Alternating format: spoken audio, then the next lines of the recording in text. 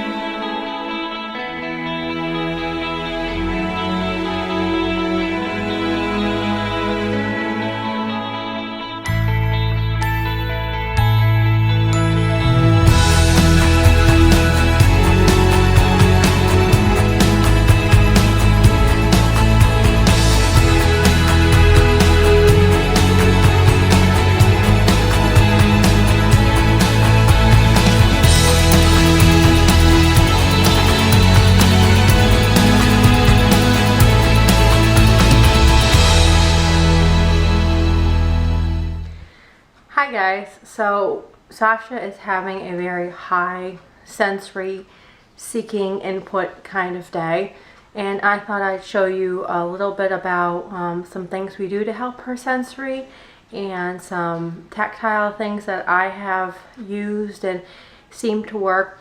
And she gets really high kind of in her red type of zone, like that's what I call it, after days like the 4th of July. She was terrorized last night by the fireworks. She absolutely lost it. I'll put in a clip in a little bit. My neighbor, he went up and actually told the guy to knock it off and told him about Sasha, and he kind of didn't understand it, but then he actually shut his fireworks down. We're not supposed to due to really dry grass anyway, but he kind of didn't get the scenario of, you know, Sasha and her sensory. It's just way too overloaded and it's way too noisy, and she was actually losing it in my bedroom for about 15 minutes, under the covers, hands over her ears, and just complete meltdown because she couldn't deal with it. So I'm just going to show you some of the things that I have found out that work really well with Sasha for her sensory. And when I first started our journey of sensory processing disorder, I had no clue what it was, and a great OT taught me joint compressions and brushing, and I've really, you know, just looked all over for some great things, and the OT at school has helped me with a couple of things, and Sasha's just still very tactile impaired, I guess you could say. A lot of, you know, new sounds and hands over ears, and a lot of new textures to foods, and a lot of, you know, when she is having high sensory days, she doesn't even want to go outside and go touch the grass or warmth beneath her feet. It's all just way too overwhelming, way too much. So I'm going to set her out back in kind of one of our shady spots with her rice table, and then I'm going to put her little Orbeez foot spa beneath her so we can stay out there for a little bit and kind of desensitize, and she can feel things and hopefully have a little bit better, because it also helps us transition into nighttime 10 times better. So this is our little Orbeez foot spa actually filling up right now, and we probably got about another hour for it to fill up, and then I'll take it outside and I'll show you how Sasha likes to have cold water and that vibrating on her feet and how much it helps her out. So the next time you decide to do fireworks, you should politely ask your neighbors around you if their kids are alright with it.